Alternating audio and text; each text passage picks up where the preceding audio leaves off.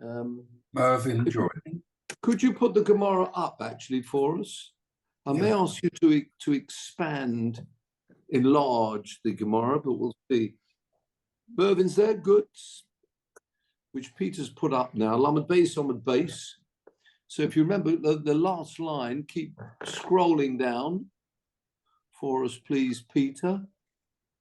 Right at the end of the page, a bit of a scroll. Can you? Yes, keep going down. Or a bit more, right to the, that's it. If you remember, let's just go through this. Very interesting. Mervyn, you were talking about this, and I think particularly we were talking about this Tchum point. Do you remember the Mishnah? The Mishnah says, and let's just talk about the end of the Mishnah. Well, not the end, actually, first part. No, I'll take that back. Shofar Rosh Hashanah, do you remember? Which means you can't pass across the barrier, the 2,000, I'm not talking about the sound barrier, but the walking barrier. The Tchum, in other words, don't cross the Tchum in order to blow the shofar. I might have thought that maybe the mitzvah of shofar overrides going across the Tchum. Peter, sorry, if you can put people on mute so there's no, I'm just getting a bit of feedback or sound on that. Thank you very much. People can come off, of course. So that's number one. And the next, Hagal, which means to remove a mound. And we'll talk about that in a minute.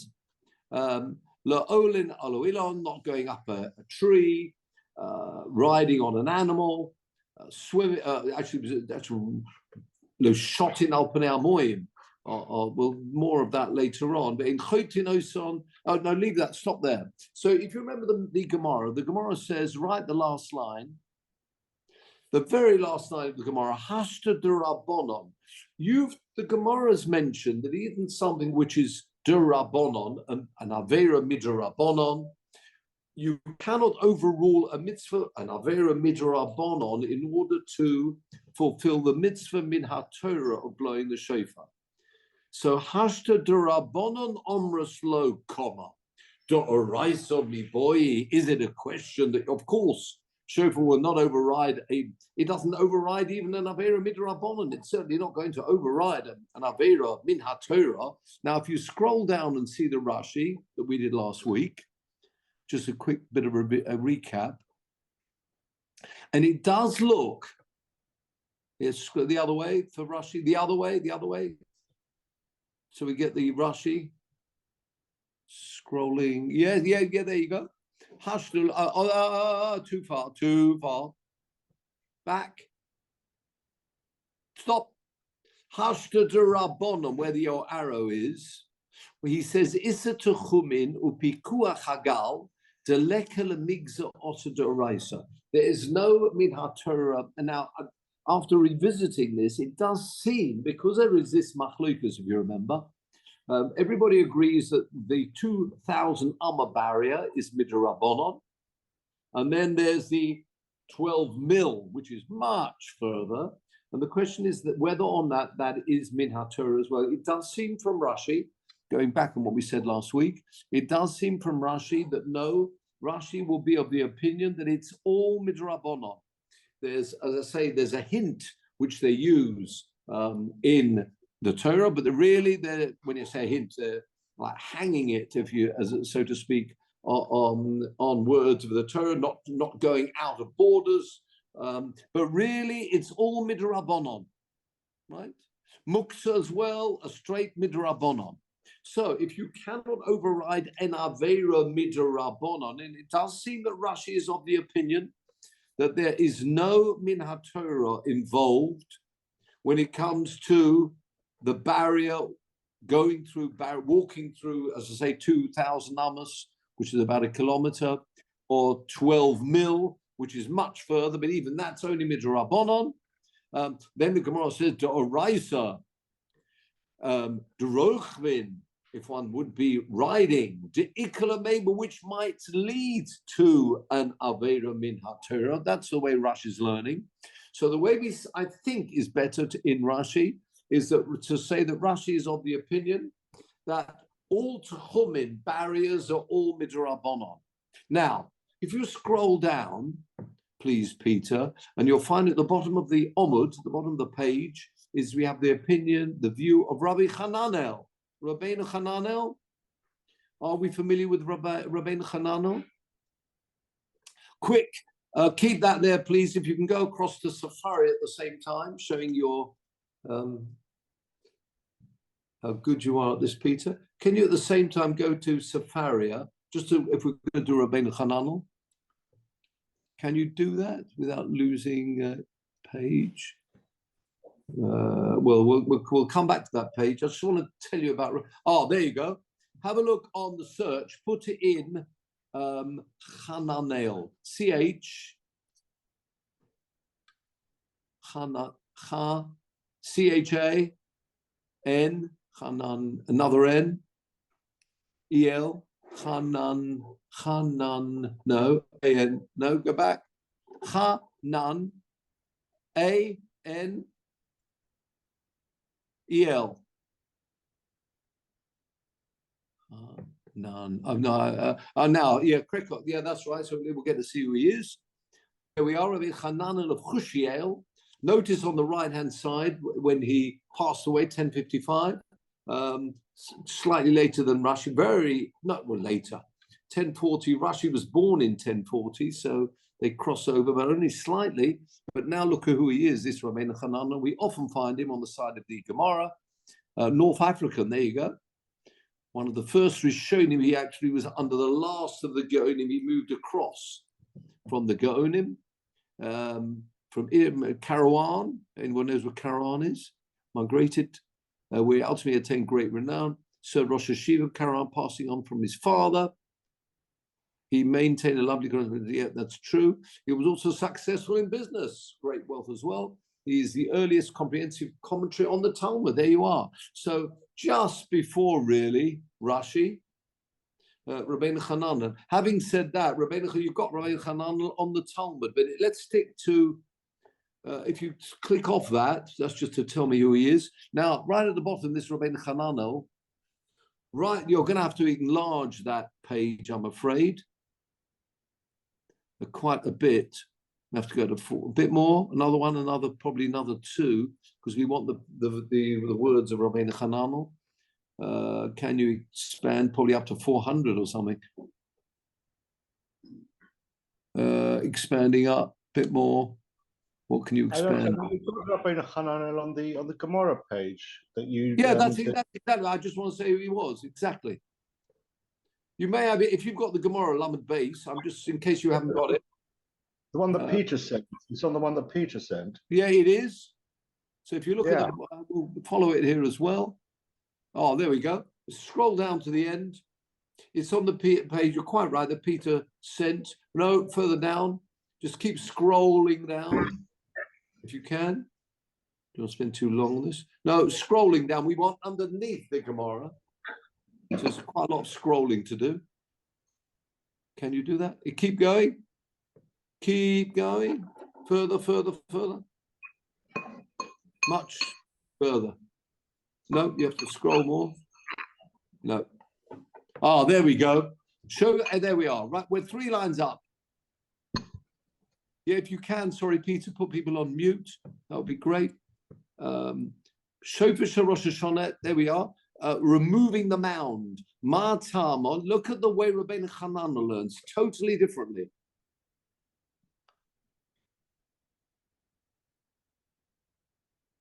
Can you scroll to move to the other side of the page?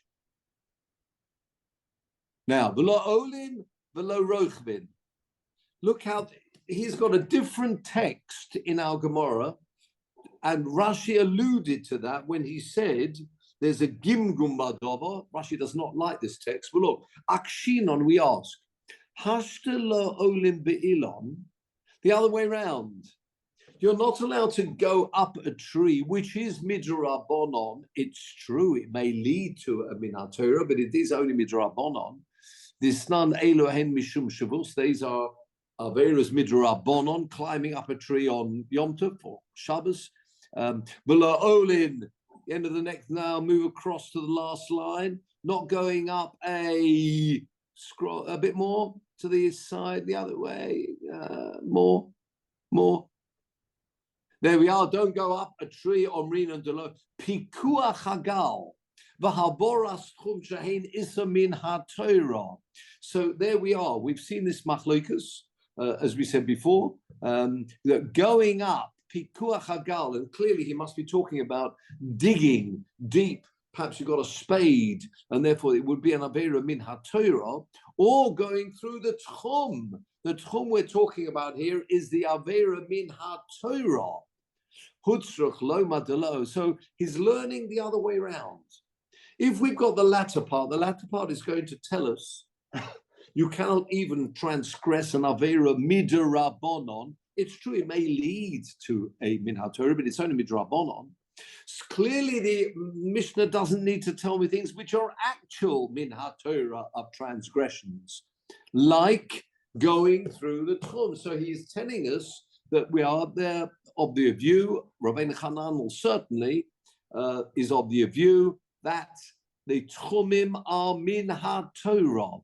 And also he's talking about a mound which you're digging, as I say, with implements. So that on Yom Tov would be min HaTorah, and answers the Gemara, Hachi nami katoni. This as well, you can't actually kalomalopi kuach hagal.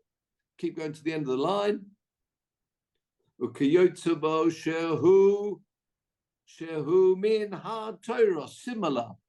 So let's go back to faces. Thank you very much, Peter.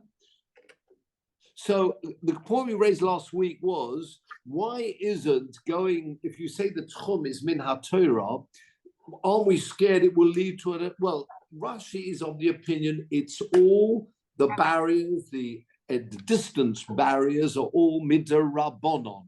Okay? Rabbeinu Hananel is of the opinion that it is min HaTorah. In which case, the Gemara's question is in reverse. The last part of the Mishnah tells us that you cannot transgress a Navera midrabanon. Clearly, therefore, you cannot transgress an Avera min HaTorah, going through that barrier or digging with implements, which would be an Avera min HaTorah. And the Gemara's answer is yes, this and this as well. It's quite true. One is midrabanon, and once you've got the midrabanon, you can learn automatically that you cannot transgress an Avera min HaTorah, but the Gemara is just reckoning them both out. So now I only point this out because we were talking last week about whether it's min HaTorah. Remember going through the barrier of the 12 mil, which would be something like 6 kilometers. Walking that far, would it be min HaTorah or not? Certainly going through 2 is always midrabanon. So I guess say, watch out when you're in the Yorkshire Dales on holiday, on Shabbos, that make sure if you're on your own, you're on your Todd there, just make sure you're not going too far out your 2,000, because that would apply wherever you are. If you're in town, it's only from the border of the town. So of course, London, Manchester, you've got quite a distance before you go through the barrier of the 2,000 amos. But as I say, there's a machlokas there. We saw that last week. But I'm just saying different ways of learning this Gemara, whether or not the Tchum is min HaTorah or midrabanon, and depends if you learn like Rashi or you learn like Rabbeinu Hananel. Right, now we move on to Lamed Gimel Lamed Aleph. Good to see you, Mark.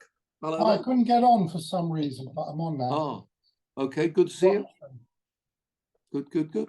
Lamed Gimel Lamed Aleph. We spoke last week, if you remember, and for this, we may go. Let's ask something before you continue. I mean, it's very significant machlokas, isn't it? To ascertain whether the Tchum is midrabanon. It's not a sort of a. No, absolutely. It's not like different types of drabonon. Yes, yeah. And that's we saw that in the Mishnah Berurah last week, if you remember. That was in the Mishnah Berurah of Chelek Dalet. We said that there's an argument as to whether or not it's min HaTorah or not. And now at least we've seen 2 views, and it does look like, according to Rashi, it's totally midrabanon. Remember, I think somebody asked, why don't you say the 2,000 barrier will lead to the... Don't worry about that. According to Rashi, it seems to be, it's totally midrabanon. According to Rabbeinu Hananel, it may be min HaTorah, and that's exactly what the Mishnah is talking about. You cannot go through the barrier, which is min HaTorah. On which the Gemara asks, according to Rabbeinu Chananel, if you can't transgress a midrabanon, you certainly can't transgress an avera min haTorah to be able to blow the shofar. And the Gemara just says, yes, you're quite right, and it's a way of the Gemara which, just mentioning both halachas. Are you happy with that, Benji? You're lock a bit.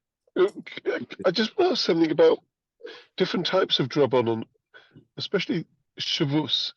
Well, first of all, the word shavus just means a midrabanon. And is it the same word as Shabbos? Yes, it is. It's the same letters. It's used. It's absolutely right. That's why it's used. The word shavus means resting. Shavut. And so these are extra sort of aspects of Shabbos that were added. It's not a gzera to prevent you doing anything. That might be as well. That would also be a shavus. Anything which is the word shvus is used for anything which is osa midrabanon for whatever reason. According to the way we're learning it, let's say according to Rashi, the techum is all midrabanon. It might be because it would lead to something else. They don't want people just spending all the time walking. Their limits. So that you've got this barrier midrabanon, but sometimes shvus could be an avera midrabanon, which could lead to an avera min haTorah. See, the word shvus is used on Shabbos or Yom Tov for any avera which is midrabanon for whatever the reason is. And just one other thing is there any positive aspect to shvus? It's not to the oneg Shabbos, which is a positive. Oh yeah, oneg Shabbos is positive, and that's what they want. Yeah, oneg Shabbos. And that's not called shavus. That's no. Shavus is used on things which are forbidden, but are forbidden midrabanan, and they use the word shavus. It means almost like an additional resting of Shabbos, which the Chachamim have instituted. But you're right; it comes up or across, but it's only used in respect to Shabbos or Yom Tov from the word, as you say, from the word Shabbos. To rest, the resting day, a shvus. Okay. Now another point we mentioned last week was Lamed Gimel, and that's we brought in our experts on a shofar and how to lubricate the shofar. And if you remember, the Mishnah said, although you can pour water even on Yom Tov or wine, if you feel that helps you with the sound of the shofar, presumably you're washing it out afterwards. One of the things it says you shouldn't use, it said was, if you remember, mei raglayim, which is strange, but they say no stone left unturned. All halachas have to be followed, and that we have to understand. Yes and no. So the Gemara learned, if you remember, the Mishnah said you can. It's not considered tikkun keli. Tikkun keli means remedying, perfecting. Repairing, all those things would be osa on, but lubrication, water, wine, helping the shofar, that is not considered a tikkun. It's not a repairing the shofar in any way. Mutter. Says the Gemara, it mentions those two, but it doesn't mention mei raglayim, normally translated as urine. Obviously, it'd have to be well washed out afterwards. And we were querying that with our resident experts on the shofar, exactly how that done. And we thought maybe the acidity of the mei raglayim may help. Anyway, whatever the rule is, you cannot use it for a shofar. If you remember, Laurie, good to see you. You cannot use that on for the shofar, and the reason is it's not bekovedik. As we say, it's not appropriate to use, even though it may actually help you. Question from Peter. A question from just remembering what Mervyn said last week is really the same as Pitum HaKatoras as well. Yes, absolutely right. In the end there it says, quite often, probably Mark may want to mention that. I was just going to say that I learned, I can't remember where, that when you make a Sefer Torah, because of the dogs during the time of going out, they rub excrement on the parchment, no, of a Sefer Torah. Is that not right? Ooh. And therefore, if that's allowed for that, surely. Yes, good one. Don't know much about that, but you, with your Dafyomi experience, you That's probably. That's they used a bit of because that was because they kept quiet when everyone went out. Oh, I see. So they were allowed to be used to rub on the yeah, that's what I mean. All right. Well, there you go, Mark. You've got a bit of homework for this week, and let us know when you come across the source of that. Yeah. Okay. Sorry. Can you explain what I missed? That something about a dog and rubbing. What was all that about? Yeah, but that's what Mark will find out for us. Yeah, no, I also found it very strange when I heard for the first time. All right, let's follow that up. Yeah, if anybody got any comments on that. We were talking here about, because as you're quite right, the Gemara says, they look at Lamed Gimel Lamed Aleph, it's the last narrow lines there, or penultimate, Ma'im O Yain in Meira Glaim low, and the Gemara says there, yes, that's the reason is Mipnei HaKovod. And I think Mervyn mentioned, and others as well, mentioning here today again, we've got the same thing with Pitta Maktoris. It would have been wonderful if you would have added a touch of Meira Glaim, a small amount. It would have actually, perhaps the pungency would have had an effect on the actual smell, the aroma of the Pitta Maktoris, the incense, but nevertheless it can't be used Mipnei HaKovod. Now, what I'd like is to look at, I've sent you, I think, a Gemara Krisus, didn't I, Peter? Amongst a million of things. Can you put that up, please? This is fascinating. Have you got the Krisus one? You just show how many things I've been sending you. Can you help me with which? Which one it is? Don't know. Just have a quick look, click on and I'll tell you. No, it's probably not the first. Just give it a click and let's have a look. Sorry, the computer's having a little sleep here. One second. Okay, fair enough. Let's have a look. Just a click on there. Oh, you can't do it. When the spinning beach ball of death finishes, then we'll see it. Oh, right, okay. Sorry for this. We could come back to this if you like. Right, we're here. Oh, what's this? Not that one, not that one. Come back to that later. Igros Moshe worth remember. I think it might have said so on the top of the page. Oh, I think we've got it here. Okay, good. That's it. Well done, sir. In the Gemara Krisus, where that whole Gemara talks about the Pitta Maktoris, that's the Bryces there. For a bit more scrolling, please. Keep scrolling down. Bit more.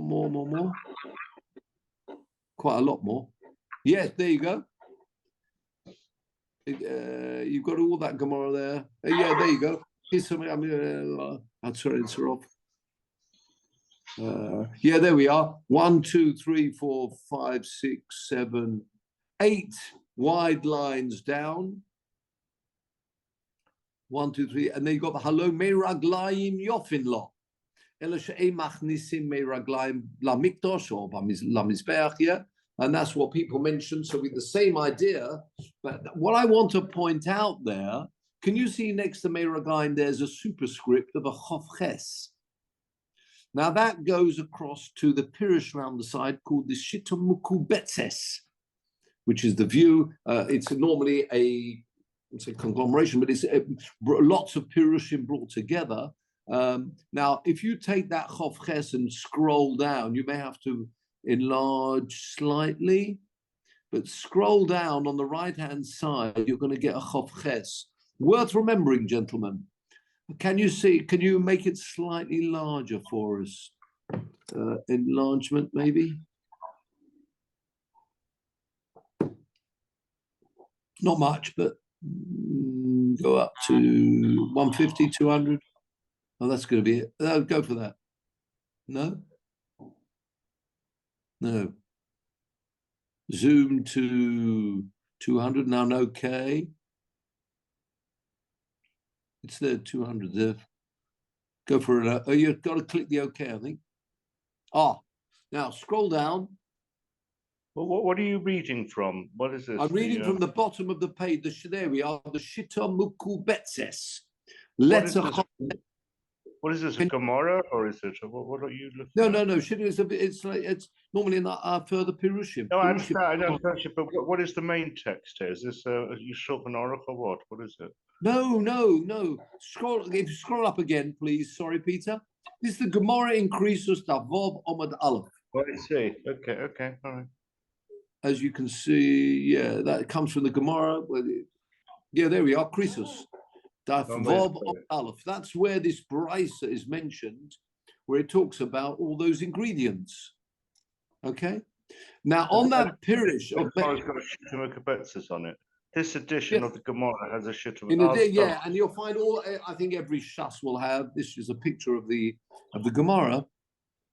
Round the side, you've got in this one, you've got Rabbeinu Gershom, you've got Rashi, normally Tosfos, Rabbeinu Gershom. On the one that was sent out to us, there's no Shittim Kebetzis. No, this was a later one, because in Croesus, this was the one only sent to Peter for him to put up on the screen.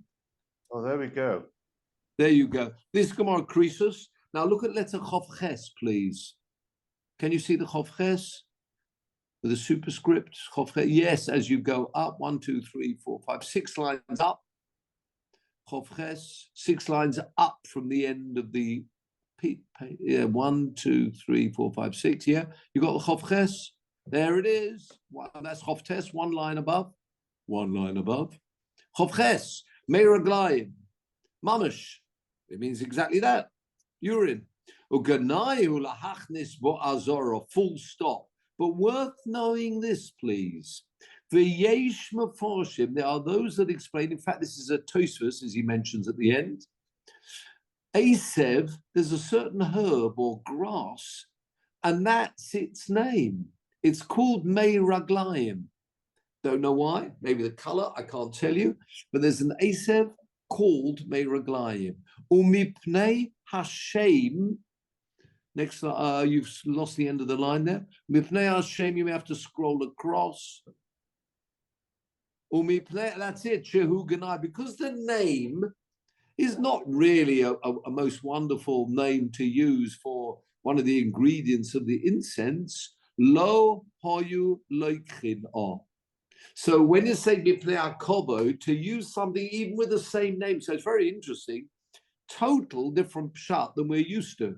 Meiraglayim we saw last week, and we went into that. As I say, it either means mamish or yesh meforshim, and you can see at the end of that note, Chof Ches, he quotes it's a Tosfos, but I say there it is, worth knowing that the Shittim Kebetzis is bringing another view that whenever we translate Meiraglayim, it's to be translated as some type of herb, and there you go. So worth knowing that as, again, a revisit from last week. So we now have got 2 translations of the word Meiraglayim, either the mamish, as he writes there, or it was an Asev with that name, but because it had that name, not really appropriate for something which is to be used in the Beis HaMikdash, or indeed in our example for the shofar, therefore it was not used. So therefore slightly different to the Pirush we saw. Okay, thank you, Peter.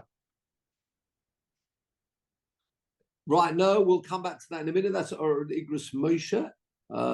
So now let's have some faces, and we'll come to more of that in a minute. Whoa. Are you okay, Peter? Sorry. Let's go back to... Right, thank you. Thank you, Peter. So I thought I'd raise that because there you are, nice shot for you. On that word Meiraglayim, 2 pshatim, worth remembering that. Gemara Krisus Davov, in case you're ever quizzed on, it could be on, what should I say, one of these pub quizzes or something. If ever it comes up, you'll know how to answer it. Okay, what is the translation of? There you go. And the Krisus Davov Omid Aleph. Right, on we go back to our Gemara. Now, we were talking last week, and again, we started this point where the Mishnah says that we don't mind, even more than don't mind, we're quite instrumental, really. We're busy to try and be mechanech, the children, if they've got the capability and the training, if you like. The children should also blow the shofar. but not as playing in the garden games. But it's more. Nothing wrong with training the children to be able to blow the shofar. Now we learned last week that children, yes, and then if you read our Gemara, second wide line of the Gemara, honoshim ma'akvon, we do stop the ladies from blowing the shofar. Says the Gemara B'Hatanya, ein ma'akvin. We don't stop the ladies if they want to blow. Lo es hanoshim, v'lo es hatinokos. Children preparing chinuch, education, preparation, and ladies too. So make your mind up. Omar Abaya. Now this is very interesting, and it goes back to the point we raised last week. Lo kashahor Rabbi Yehuda, or Rabbi Yossi, or Rabbi Shimon. There are two views here. The view of Rabbi Yehuda, the Tana Rabbi Yehuda bar Eloi, and two Tanoim, Rabbi Yossi and Rabbi Shimon. Rabbi Shimon is normally Rabbi Shimon, Shimon ben Yochai, of course, well known from Lag BaOmer, but of course from the Zoya. Those are the two views. What are the two views? Now, this will have another look at this again. The Sanya, we've got a brisa. Daber el b'nei Yisrael. And I think it was Benji was talking about this last week. Daber el b'nei Yisrael. Why do you need that? Speak to b'nei Yisrael. Yeah. Says the Gemara. It specifically says b'nei Yisrael, the sons of Yisrael, and it's right at the beginning by Yikra.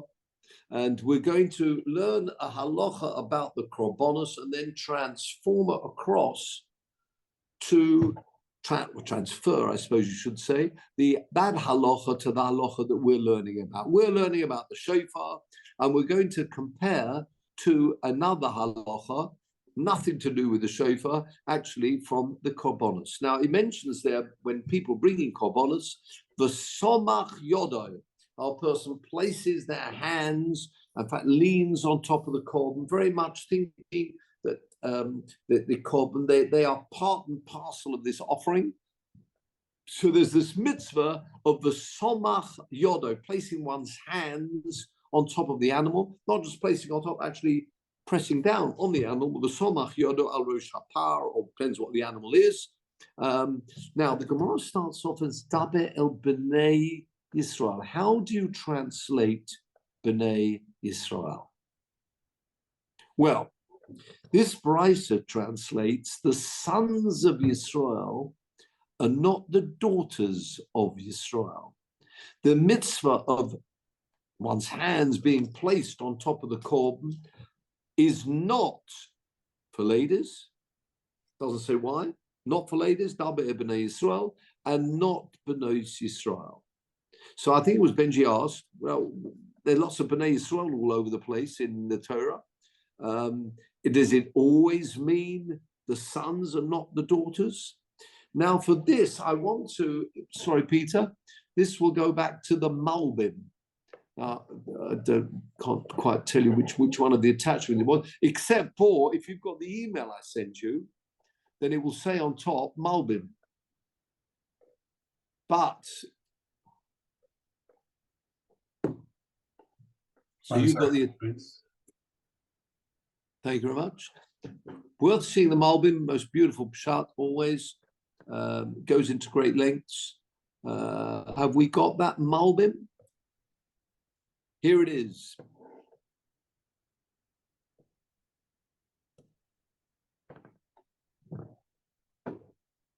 Oh, well done there.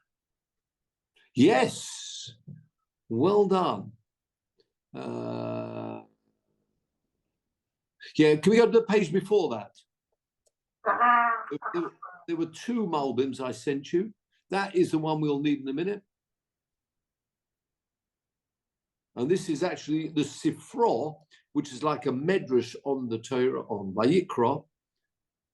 Oh, well done there. Well done indeed. Have a look at, yeah, well done. Scroll down. A bit more. There we are. There it is. Letter Ches in the Sifra, which is, I say, like the medrash on the Torah, and on Vayikra.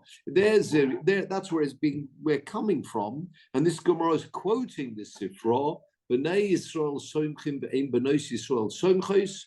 Rabbi Yosef, Rabbi Shimon, Omer, Noshim, Somchos, Rishus. And that's the Gemara we've seen. So what are we learning there? We're saying when it says B'nai Yisrael, Daber B'nai Yisrael, it's very specific. It's for the men, not for ladies. The only question and argument between Rabbi Yehuda and Rabbi Yosef, Rabbi Shimon, it doesn't even mention the name in here. It doesn't mention the name of Rabbi Yehuda, but it is Rabbi Yehuda's view, the first view, that it's not ladies. Rabbi Yosef, Rabbi Shimon said, Noshin Somchos Rishus. If they want to, they can. Okay. So when they're not included in the mitzvah, they can if they want to. Now look at little ches. You've got it at the bottom, and that's where that. Oh, there we are. Very good. Shein b'nei Yisrael. This word b'nei Yisrael, lifomim sometimes al tzad ha'harchova. What does it mean, harchova? It's wide marchiv. It's widened out, which means when you say the children of Israel, it doesn't mean the men. It means b'nei Yisrael, as we say, it means that when we say the children of Israel, it doesn't mean the men, the males of B'nai, as opposed to B'nos. It's a way of describing B'nai, I'm saying it myself, the way of describing Israel. You say B'nai Israel. Keep going on that line. Ulifomim sometimes al tzad hadiuk. Diuk means very specific. Ritzoni, what I mean to say, says the Malbim, Shelifomim sometimes yichlol, it will include kol mi shehu meshutaf ba'adas Yisrael, anyone who's included in the congregation of Israel, bein anoshim, bein gerim, avodim. That's a much wider translation of B'nai Yisrael. Ulifomim sometimes ein hanoshim bichlal. No, sometimes it's very specific. V'chein lo gerim v'avodim. Why? Because the word ben means son. Hushem zocher, it means a male son. Umagbil lo shem bas. Magbil from the word gavul. It's not including a bas. That's what a ben means. And lots of examples he's going to bring you. Now on to the next page, please, Peter. Could go through all this, but it will take too long. Beautiful pshat of the Malbim. On to the next page.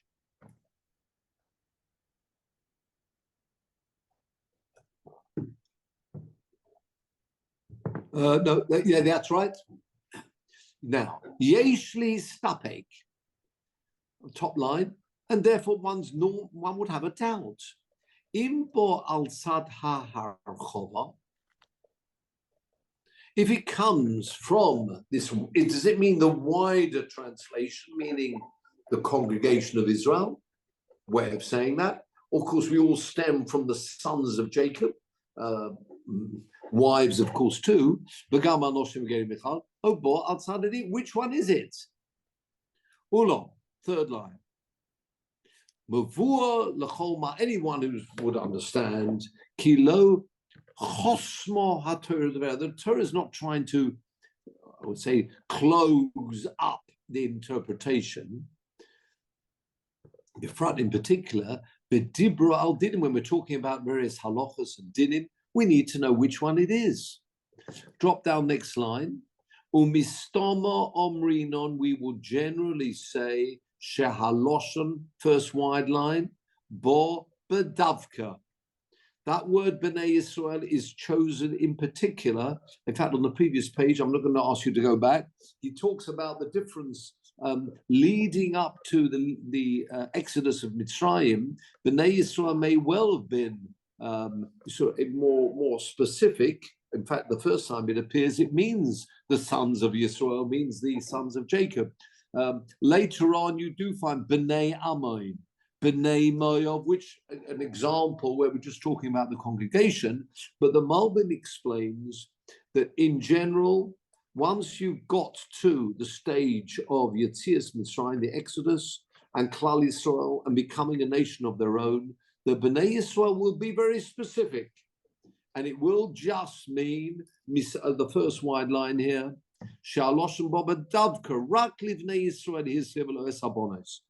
That will be generally. Therefore, in the Sifra we've just quoted and in our Gemara, Huva bekama makomis b'shas, the end of that line, comes up in a few places, one of them being Rosh Hashanah, B'nai Yisrael somchos v'lo b'nai Yisrael.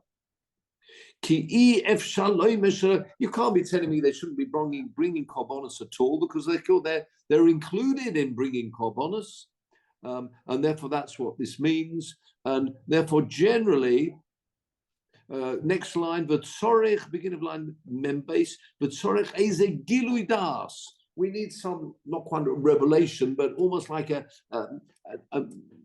understanding.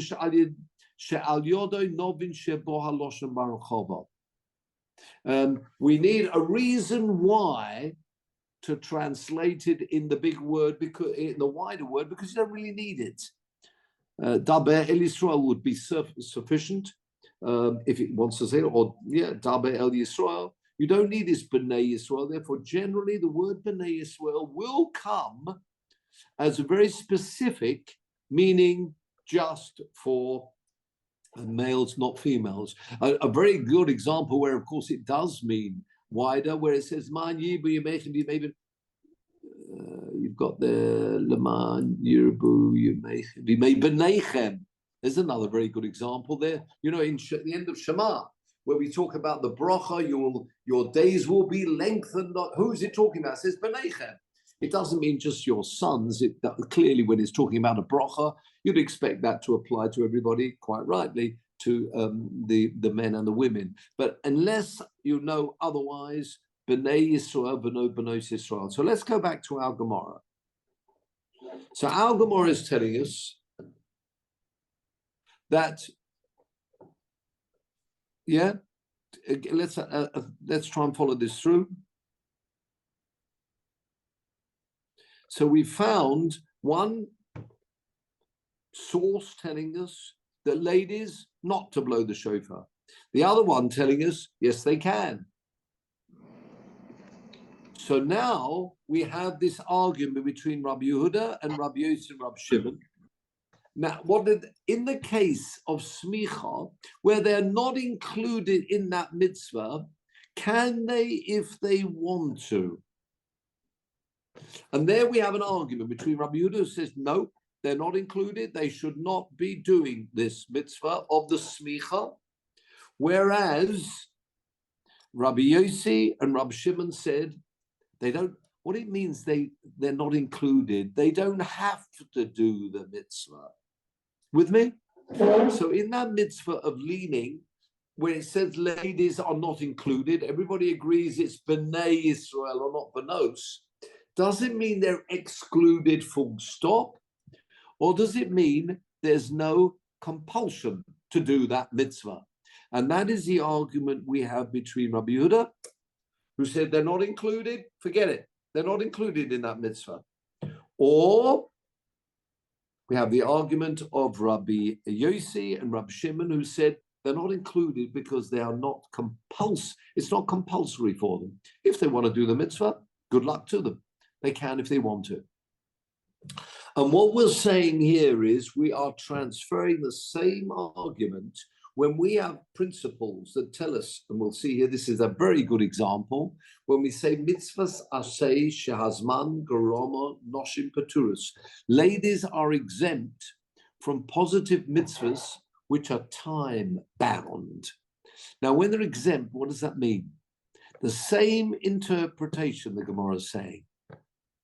They're either exempt, not included at all, don't do the mitzvah, or they're exempt, but if they want to do the mitzvah, they can. And our Gemara stops there and says, yes, we've got an argument. We've got one brisa which says we stop ladies blowing, and one says, no, they can blow if they want to. We're saying one follows the view of Rabbi Yehuda, and one follows the view of Rabbi Shimon and Rabbi Yossi. The question, however, is, how do we paskin? Are you with me? We are now talking in our example of the shofar, mitzvahs aseh shazman garoma. Ladies are exempt. Why are they exempt? If we have time, we'll have a look at this Igros Moshe from a Moshe Feinstein Zatzal. Beautiful pshat he gives for it, and where actual questions were raised, whether people wanted, ladies wanting to perform mitzvahs, can they, should they, are they allowed to? It depends how you paskin here, but let's just follow our Tosfos. So are we okay so far? The question is, are ladies not doing anything at all if they blow the shofar, and therefore they shouldn't blow the shofar? Desecrating, maybe it's desecrating Yom Tov for them to blow. Or do you say they're not compelled, they have no mitzvah that they have to perform, but if they want to, they can. Be very careful. We need to remember there are certain mitzvahs which are time bound, where the Pasuk actually tells us they've got to do it. One of them, for example, matzah. They're included in Seder night in all the mitzvahs, the same as the men. Megillah, another example. Hanukkah, another example. There are certain mitzvahs, and the Gemara learns out why that is. But in general, when I'm talking about lulav, shofar, sitting in a sukkah, to name just three, mitzvah saseh shazman garoma noshin paturas. But what does it mean, paturas? Are they exempt and they shouldn't do it? Or if they want to, they can. Well, let's have a look at Tosfos, please. The obvious problem is we seem to pick and choose, don't we? So Talis and Tefillin are they're completely, it's not done at all. It's not done at all. But are they allowed to wear tefillin if they are they allowed to wear a talis if they want to? Oh, yeah. Let's look at this Tosfos, please. Where it's interesting. It's a good point. That's much later, this picking and choosing. It's all one big cat, besides where the Gemara is actually stipulated and learning from sources. Like I particularly mentioned Seder night, Purim, the Megillah says the ladies should hear as well as men, and Hanukkah lights, which they might, of course, they can hear their husbands and they'd be motzi, but if they're on their own, they'd have to light themselves. All other mitzvahs, which are mitzvahs as mango, noshim, they're all really in one group. Look at the Tosfos, please. Omer Rabbeinu Tam. Rabbeinu Tam says, Rabbeinu Tam, we know, grandson of Rashi, one of. Apal Gab the Stam Masnisin Karabi. Now, 1 minute. What about our Mishnah? Our Mishnah says we don't mind training in the children to blow the shofar. And our Gemara learns from this Mishnah. Mishnah, of course, is the highest level. Hello? Just a minute. I'll put this outside.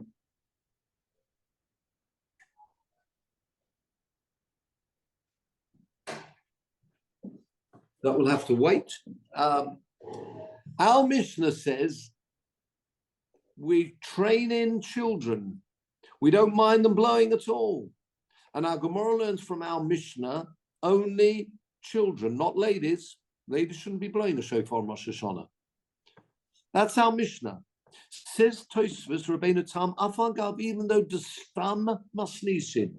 Our Mishnah is nameless, and normally that's a very strong way of Rabbi Yehuda HaNasi telling us that that's a halacha. If you just saw this Mishnah, you would assume that ladies are not included in this mitzvah at all and shouldn't be blowing the shofar. Even though we've got this Stam Mishnah against the Brisa, halacha k'Rabbi Yossi. We do paskin like Rabbi Yossi, which means they can if they want to. And as we all know, ladies can sit in the sukkah. We'll get into the broch in a moment. Why? There's a famous rule of Rabbi Yossi, the great Rabbi Yossi, nimuko imo. What's it mean, nimuko imo? In fact, it's a Gemara in Eruvin. I won't bother you, Peter. I will just tell you, the Gemara uses that wording, nimukoi imo. Rashi translates it there from the word nimukoi. It's made up of two parts. Nim, from yonum, normally speech, nu'um, and kav, which is straight like a balance. His words were always like a weighing machine, weighed up and accurate. So when we talk about Rabbi Yossi, the Gemara refers to him, wonderful description, Ni mukai imai. His words were always down the line, straight, spot on. So if you ever up against in a match, Rabbi Yossi against one of the other Tanoim, generally you would paskin like Rabbi Yossi. And that's why Rabbeinu Tam, the grandson of Rashi, is saying, we paskin, thank you, we paskin, good to see you, Michael. We're on Lam Gimel Omer, just finishing off the top two lines of Tosfos. Thank you. Nimukai imai. Why is that? Why is halacha like Rabbi Yossi? Why is it? Yeah. He was just known to all his friends as being Nimukai imai. Doesn't explain why, but I mean, that was certain rabbis have certain titles, and the title he got from others was that we will follow his ruling. And there are certain people who have this, not like a crown, a title.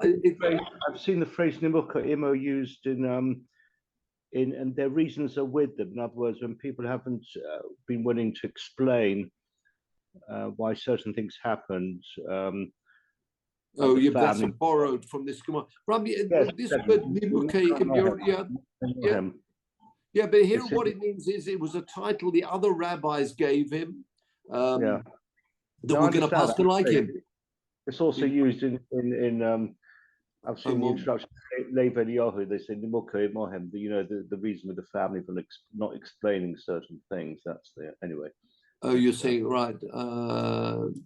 Here though, if you see the Rashi there, Nimuka Ima means the wording is straight, and we paskin like Rabbi Yossi. So therefore, Rabbi Yossi, we've got another ruling, where we often find if against Rabbi Akiva, the halacha Rabbi Akiva mechaber. There are certain rules that the Gemara lays down, and one of them is Rabbi Yossi Nimukai imai. And here's what's the shorish of the word Nimuka? What's the shorish of the word Nimuka? I mean, Rashi says there in Eruvin Daf Nun Aleph. Yeah, I think it's one of the things I sent in. But Rashi actually says it's split of two parts: Nim and Kav. Kav Kav means normally a scales, and Nim is the word. Fine. The words are correct and accurate in the scales. That's where Rashi splits the two: Nim and Kav. So it's just. The Gemara refers to him as being, he's normally straight, as I say, straight down the line and accurate, and therefore we will follow him. So what we're saying here... Kav is a line, isn't it? So it doesn't have to be scales. Kav does mean a line, doesn't it? Yeah, it does mean right, a line, yeah. Yeah, not necessarily scales. It means a line. I think Rashi there says Kav Mishkolos, I think. Oh, okay. But maybe that's also where they were holding things... as a line, as a holding a balance, maybe. So we paskin like Rabbi Yossi, and here's an interesting example. Michal Bas Shaul there you are. Michal Bas Shaul wore tefillin. The Ishter Shel Yoina Hoisa Oilon Regel. Another example, which is a mitzvah as mangaroma, which is the going up being Ola Regel. Of course, that's only over Yom Tov. And so it's a positive mitzvah. And there's another one. Drop down a bit because we're running out of time to 3 narrow lines. So before I just look at this pit, we seem to be paskening that ladies can, if they want to, do mitzvah sasei shas mangaroma. Okay. Can they make a brocha? Can they make a brocha on the mitzvah seish mangaroma? Well, look at this. 3 lines down, three narrow lines down in that Tosfos. Toros levorech ala mitzvah saseh shazran groma. Wow. Afal gav de peturos min hadova. I've got min davar ha-mitzvah, which is interesting. They are exempt. So it's going to be very, how can they say v'tzivonu? He commanded us. They're not commanded. Let me explain again. Even if you were to paskin like Rabbi Yossi, that ladies are exempt, but they can if they want to. How can they make a bracha? V'tzivonu, they're not commanded. Nevertheless, yet when they do a mitzvah, says Rabbeinu Tam, that they can make a bracha. Now, I've sent you, Peter, I think the Rambam with the Hagos Maimoni. And you'll see there the view of the Rambam, I think it's Hilchos Tzitzis. No, I think it's one of the things I sent you. Oh, Rameir Cohen. Before you go, you've got Rameir Cohen on there. Just bring up that Wikipedia. Because we're going to talk about Rameir Cohen in 1 minute. Rameir Cohen, a German scholar, and Rameir Cohen, he authored the Hagos Maimonides on. Yeah, there we are. Great Rameir Cohen, died at the end of the 1200s. So Talmud of the Maram Miruttenberg, Rameir HaKohen Miruttenberg. Okay, now go on to the Rambam I sent you. I don't know where that is. Ooh, you may know. 1 second. Yeah.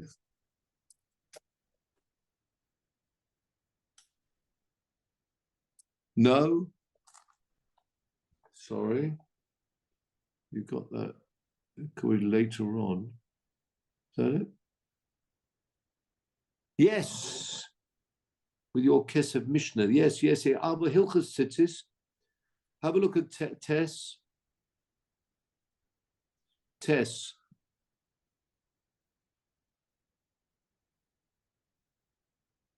First or second, third narrow line down in the Rambam on Tess. Noshim va'avodim uktanim peturim minatzitzis minator. They're exempt. Why? Because the mitzvah says ureisem oisai. The mitzvah is only relevant during the day, not at night. Therefore, it's a mitzvah, positive mitzvah, and it's time bound. Now, look at this. V'noshim, beginning line is v'noshim. They're exempt. V'noshim, beginning of line, you've got it there. V'noshim va'avodim. Ladies, no, across, down. Can you see the word v'noshim? In the main text of the Rambam. Down. Beginning of line is noshim. Drop down, just like, no, the main text of the Rambam. You've got it there, v'noshim. Beginning of the line is v'noshim. Bring the arrow down further. 2 more, 3 more down. No, it's the next one. Sorry, that's confusing. Another, there we are. V'noshim va'avodim sherodzu lihisatef b'tzitzis misatvin. But look what he says. Below baracha. V'chein sha mitzvah saseh sha noshim peturis imrotzu lasus oisam below baracha ein mamchim biyodam. We don't stop them. Wow. Now there's a little mem there. Can you see the mem in square brackets? That goes to the bottom of the page. And we've got there Rameir Miruttenberg. He's called the Hagos Maimoni. You may have to blow this up a bit.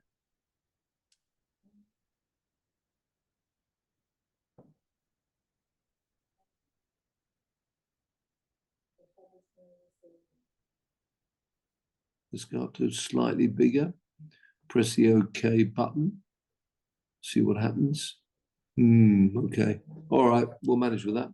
Could be a bit bigger maybe, but okay. Don't want to keep people too long. So have to go up to 400, I suppose. Oh, it's going to be very large. Okay, we're going to have to scroll across because we want to go to that Pirish of the, yes, bit more. There we go, well done. There we are. So we don't prevent, look at that mem. V'chein Rashi hoyo ose lohen levorech. Although we paskin they can if they want to, they can't make a bracha. And you can understand why, because how can you say v'tzivonu? However, as we saw in Tosfos, Rabbeinu Tam Posak, Shenoshim Yecholis Avorach, ladies can make a bracha. Al kol mitzvahs asay shazman garoma. And he's got the various proofs of that. I just point that out because you see a machloikas between Rabbeinu Tam and his Zaidi, Rashi. Rashi says they can't make a bracha. Rabbeinu Tam says yes, they can. So that's very interesting. So according to what we've got at the moment, where are we up to? We've got Tosfos. Tosfos has told us. Let's go back to faces. And then the final look will be that Mishnah Berurah. So if you just prepare those 2 pages of Mishnah Berurah, we will close very shortly. So where are we up to?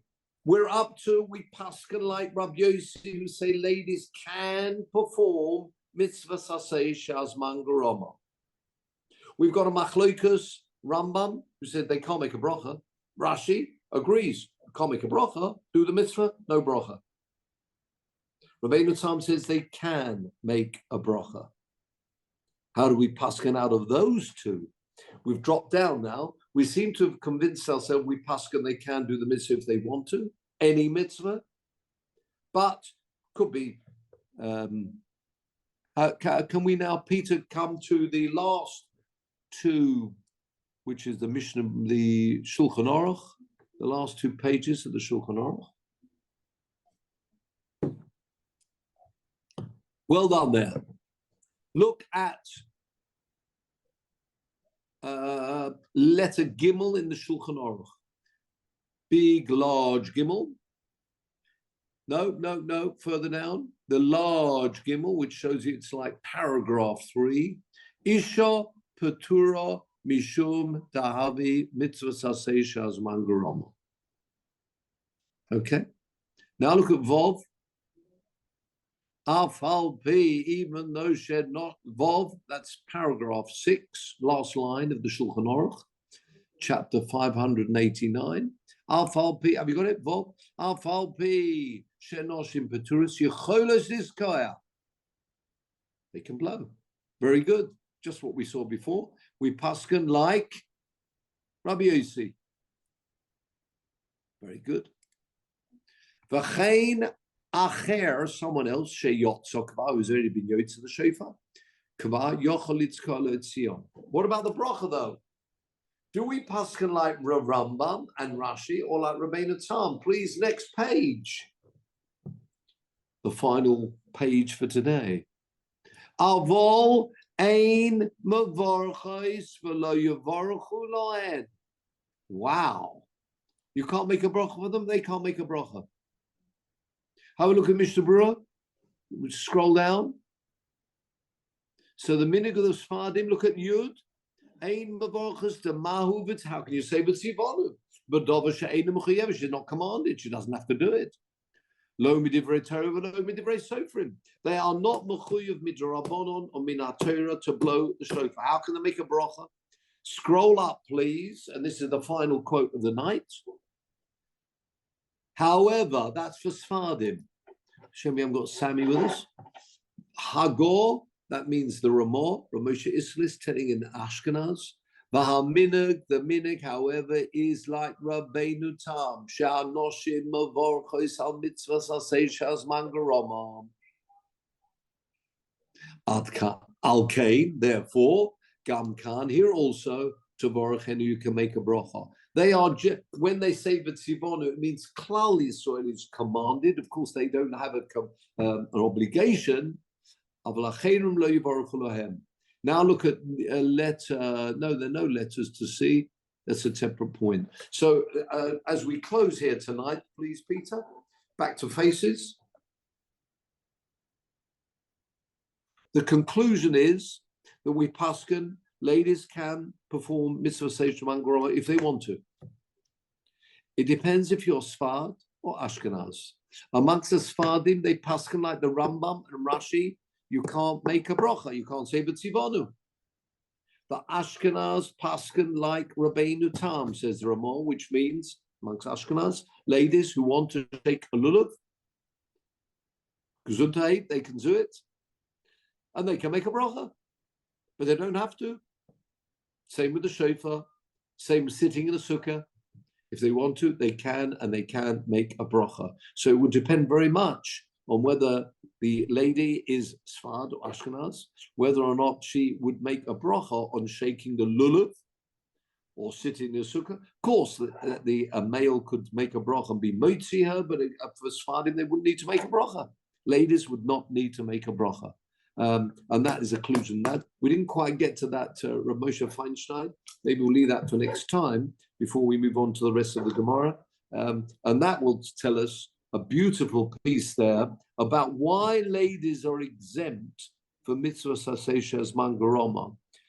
Is that belittling the ladies or not? A most beautiful piece there, and we look forward to that. So we'll keep that for next week. Just, I might as well tell you now, Peter, for the next week, then we will be this page and the next page. Hopefully, we won't go back to Lamed Beis again for the moment. So that will be onwards. Are we okay for next week?